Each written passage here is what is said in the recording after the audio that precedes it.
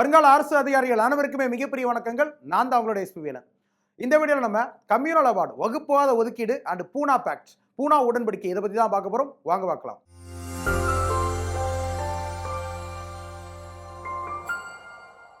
Communal award and Poona pact இதை பற்றி பார்க்கணும் அப்படின்னா வரலாறு அப்படின்றத 1931 பார்க்க வேண்டியிருக்கு.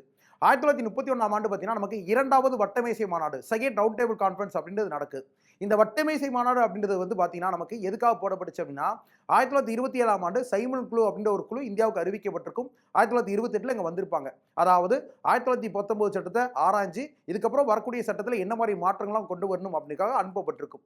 அப்படி சைமன் குழு அப்படின்றது இங்கே இருக்கக்கூடிய எல்லா பகுதியிலும் போய் மீட் பண்ணி எல்லாருக்கும் என்னென்ன பிரச்சனைகள் இருக்குது இதெல்லாம் கேட்டு தெரிஞ்சுட்டு ஒரு ரிப்போர்ட், ஒரு அறிக்கை அப்படின்றது 1930 ஆண்டு இங்கிலாந்து பார்லிமெண்ட்டை சப்மிட் பண்ணுறாங்க.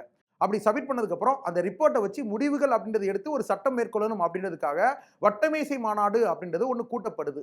இது யார் தலைமை தாங்குறா அப்படின்னா ராம்சே மெக்டொனால்ட் அப்படின்ற இங்கிலாந்தோட பிரைம் மினிஸ்டர் இதுக்கு தலைமை தாங்குறார். இந்த வட்டமேசை மாநாடு அப்படின்றது நமக்கு லண்டனில் நடக்கக்கூடியது. முதலாவது வட்டமேசை மாநாடு அப்படின்றது நடந்திருக்கும் 1930. ஆனால் அதில் காங்கிரஸ் கட்சியிலிருந்து சட்ட மறுப்பு இயக்கத்தின் காரணமாக யாருமே பங்கேற்க மாட்டாங்க. அதனால ராம்சே மெக்டொனால்ட் எந்த முடிவுமே எடுக்காமல் அதை கேன்சல் பண்ணியிருப்பார். ரெண்டாவது பார்த்தீங்க அப்படின்னா நமக்கு இரண்டாவது வட்டமேசை மாநாடு அப்படின்றது நமக்கு நடக்கும் 1931 நடக்கும். இந்த இரண்டாவது வட்டமேசை மாநாட்டுக்கு காங்கிரஸ்லேருந்து காந்தியார் அவர்களும் அதுவே அம்பேத்கர் அவர்களும் பார்த்தீங்கன்னா இதில் கலந்துருப்பாங்க. ரொம்ப முக்கியமானவங்க இந்த ரெண்டு பேருமே. ஏன்னு பார்த்தீங்கன்னா இவங்க ரெண்டு பேருக்கு இடையில ஒரு சண்டை அப்படின்றது உருவாயிரும். என்ன விஷயம் அப்படின்னு பார்த்தீங்கன்னா இந்த இரண்டாவது வட்டமேசை மாநாட்டில் அம்பேத்கர் அவர்கள் தாழ்த்தப்பட்ட ஒடுக்கப்பட்ட மக்களுக்கு, டிப்ரெஸ் கிளாஸ் பீப்புள்ஸ்க்கு, தீண்டத்தகாத மக்களுக்கு தனித்தொகுதிகள் அப்படின்றது வேணும், செப்பரேட் எலக்டோரேட் அப்படின்றது இஸ்லாமியர்களுக்கு வழங்கியிருந்தாங்க 1909. அது மாதிரியே எங்கள் மக்களுக்கு, ஒடுக்கப்பட்ட மக்களுக்கு வேணும். ஏன்னா அங்கே உரிமைகள் அப்படின்றது கிடையாது, இங்கே இருக்கக்கூடிய ஒரு எஜுகேஷன் அப்படின்றது கிடையாது, சாதாரணமாக அடிமையாக தான் மக்கள் அப்படின்றது நடத்தப்படுறாங்க. அப்போ எங்களோட உரிமைகள் வேணும் அப்படின்னா எங்களுக்கு தனித்தொகுதிகள் வேணும், அதை வச்சு தான் நாங்கள் உரிமையை பெற முடியும் அப்படின்றதுக்காக தனித்தொகுதிகள் அப்படின்றது அவங்க கேட்டாங்க. இரண்டாவது வட்டமேசை மாநாட்டில் அம்பேத்கர் அவர்கள் கேட்குறாங்க. ஆனால் காந்தியார் அவர்கள் தீண்டத்தகாத மக்கள் அப்படின்னவங்க இந்து மதத்தில் ஒரு அங்கம், அவங்கள பிரிக்கிறது இந்து மதத்தில் ஒரு பிளவு அப்படின்றது ஏற்படுத்துகிற மாதிரி, அதனால இதுக்கு நான் ஒத்துக்க மாட்டேன் அப்படின்ற மாதிரி ஒரு வாதம் அப்படின்றது ஏற்படுது. இப்படி இருக்கும்போது அந்த இரண்டாவது வட்டமேசை மாநாட்டிலே அம்பேத்கர் அவர்களுக்கும் மகாத்மா காந்தியார் அவர்களுக்கும் இடையில ஒரு சண்டை அப்படின்றது உருவாயிருது. சண்டை உருவானதுக்கப்புறம் காந்தியார் அவர்கள் என்ன பண்ணுறாங்க அப்படின்னா எந்த முடிவுமே எடுக்காமல் அந்த மாநாட்டை விட்டு வெளியில் வந்துடுறாங்க. வெளியில் வந்ததுக்கப்புறம் இந்தியா வந்ததுக்கப்புறம் மகாத்மா காந்தி அவர்களையும் கைது செய்யப்பட்டு பூனேல இருக்கக்கூடிய எரவாடா அப்படின்ற சிலையில் அடைக்கப்பட்டுருவார். இப்போ அம்பேத்கரோட வாதத்தை எடுத்துட்டு பிற்காலத்தில் நமக்கு கம்யூனல் அவார்டு அப்படின்னு ஒரு விஷயம் அறிவிக்கப்பட்டிருக்கும்.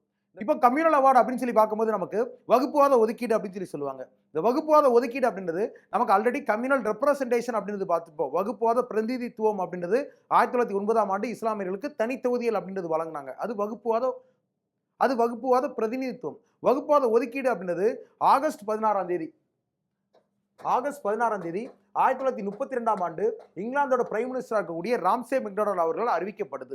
அப்படி என்ன வகுப்புவாத ஒதுக்கீடு அப்படின்னு சொல்லி பார்க்கும்போது இங்க மைனாரிட்டிஸ் அதாவது சிறுபான்மையினராக இருக்காங்கல்ல, இவங்க எல்லாத்துக்குமே தனித்தொகுதிகள் அப்படின்றது அறிவிக்கப்படுது.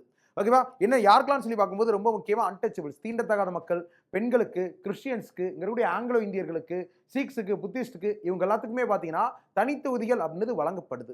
இப்போ காந்தியார் அப்படின்றவருக்கும் அம்பேத்கர் அவர்களுக்கும் இரண்டாவது ஒட்டுமேசை மாநாட்டில் சண்டை வந்தது காரணமே என்ன அப்படின்னா இந்த தீண்டத்தகாத மக்களுக்கு தனித்தொகுதிகள் அப்படின்றது கேட்டதுதான் பிரச்சனையாகவே ஆச்சு. அப்போ இந்த தனித்தொகுதி அப்படின்றது இப்போ வழங்கப்பட்டுருச்சு ராம்சே மெக்டொனால்ட் அவர்களால். ரொம்ப முக்கியமாக ஃபாதர் ஆஃப் கம்யூனல் அவார்டு அப்படின்னு சொல்லி கேட்டாங்கன்னா ராம்சே மெக்டொனால்ட் அவர்கள் தான். அது மட்டும் இல்லாமல் பார்த்தீங்கன்னா நமக்கு இப்போ காந்தியார் அவர்கள் எங்கே இருக்கிறாங்க அப்படின்னா இப்போ பூனேல இருக்கக்கூடிய எரவாடா சிறையில் இருக்காங்க. இப்போ இந்த தகவல் தெரிஞ்சதுக்கப்புறம் செப்டம்பர் 20 1932 ஆண்டு காந்தியார் இருக்கக்கூடிய எரவாடா ஜெயில் இருக்குல்ல, இந்த எரவாடா ஜெயிலே காந்தியார் என்ன அறிவிக்கிறார் அப்படின்னா சாகுமுறை உண்ணாவிரதம், ஃபாஸ்ட் அன்டில் டெத் அப்படின்றது அறிவிக்கிறார். ஓகே, இப்படி இருக்கும்போது காந்தியாரோட உடல்நலம் அப்படின்றது கொண்டுட்டு போகுது. அப்படி இருக்கும்போது இங்கே அம்பேத்கர் அவர்களை மதன் மோகன் மால்வியா, ராஜேந்திர பிரசாத் போன்ற தலைவர்கள் எல்லாமே அம்பேத்கரோட பேச்சுவார்த்தை ஈடுபடுறாங்க. என்ன அப்படின்னா காந்தியாரோட உயிர் ரொம்ப முக்கியமானது அப்படின்ற மாதிரி அம்பேத்கர்ட்ட இந்த தனித்தொகுதியில் நீங்கள் கைவிடணும் அப்படின்ற மாதிரி பேச்சுவார்த்தை அப்படின்றது ஒரு பெரிய பேச்சுவார்த்தை அப்படின்றது ஏற்படுது. அப்படி இருக்கும்போது பிற்காலத்தில் கடைசியாக ஒரு ஃபைனலான முடிவுக்கு அம்பேத்கர் அப்படின்றது வர்றார். என்ன அப்படின்னா இதை கைவிடும் அப்படின்னு சொல்லிட்டு காந்தியார் அவர்களோட உயிர் முக்கியம், அதனால இதை கைவிடலாம் அப்படின்ட்டு ஒரு முடிவுக்கு வர்றார். அப்படி இருக்கும்போது செப்டம்பர் 24 அம்பேத்கர் அவர்கள் எரவாடா சிறைக்குள்ள போகிறாங்க. எரவாடா சிறையில் காந்தியார் அவர்கள் உண்ணாவிரதம் அப்படின்றது மேற்கொண்டு இருக்காங்க.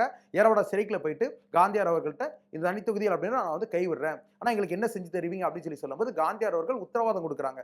இந்த மாதிரி தனித்தொகுதியில் நீங்கள் கைவிட்டீங்க அப்படின்னா ரிசர்வ் சீட்ஸ், ஒதுக்கப்பட்ட தொகுதிகள், அன்டச்சபிள் பீப்புள்ஸ்க்கு ரிசர்வ் சீட்ஸ் அப்படின்றது 71 சீட் அப்படின்றது இருக்கு. இந்த 71 சீட்டை 140 சீட்டா இந்த 71 சீட்டை 148 சீட்டா நான் வந்து உங்களுக்கு உயர்த்தி தர்றேன் அப்படின்னு சொல்லிட்டு காந்தியார் அவர்கள் உத்தரவாதம் கொடுக்குறாங்க. அதன் அடிப்படையில் அம்பேத்கர் அவர்களும் இதை கைவிடுறாங்க. ஸோ இந்த பூனே அப்படின்ற இடத்துல இருக்கக்கூடிய எரவாடா சைடில் இந்த பூனே அப்படின்ற இடத்துல இருக்கக்கூடிய எரவாடா ஜெயிலில் அம்பேத்கர் அவர்களுக்கும் மகாத்மா காந்தியார் அவர்களுக்கும் இடையில ஒரு ஒப்பந்தம் அப்படின்றது மேற்கொள்ளப்படுது. எதுக்கானது? தனித்தொகுதிகள், தீண்டத்தகாத மக்களுக்கு தனித்தொகுதிகள் அப்படின்றத கைவிடணும் அப்படின்றதுக்காக மேற்கொள்ளப்படுது. இந்த ஒப்பந்தம் அப்படின்றது தான் நமக்கு ஃபேமஸா பூனா பேக்ட் அப்படின்னு சொல்லப்படுது. அப்போ இந்த பூனா பேக்ட் அப்படின்றது என்னைக்கு மேற்கொண்டாங்க அப்படின்னா செப்டம்பர் 24, 1932 எரவாடா ஜெயிலுக்குள்ள மேற்கொள்ளப்பட்டுச்சு. இந்த பூனா பேக்ட் அப்படின்றது பாத்தீங்கன்னா நமக்கு டிஎன்பிஎஸ்சி எக்ஸாம்ல ரிப்பீட்டடான கொஸ்டின்ஸா கேட்டுட்டே இருக்காங்க. அடிக்கடி எல்லா எக்ஸாம்லுமே கேட்டுட்டு இருக்காங்க. அதனால அதோட மேஜர் பாயிண்ட்ஸ் எல்லாத்தையுமே நம்ம பார்த்திருக்கோம். ஸோ இதை மாதிரியே நம்ம இன்னொரு வீடியோவில் சந்திப்போம். அதுக்கு முன்னாடி என்ன பண்ணணும் அப்படின்னா வீடியோ பார்த்து எல்லாரும் வீடியோக்கு லைக் பண்ணிட்டு வீடியோ ஷேர் பண்ணி விட்டுட்டு சேனலை யாரும் சப்ஸ்கிரைப் பண்ணாம இருந்தீங்க அப்படின்னா சப்ஸ்கிரைப் பண்ணிட்டு பாருங்க. ஸோ எல்லாருக்குமே தேங்க்யூ. இதை மாதிரியே இன்னொரு வீடியோ சந்திப்போம். பாய்.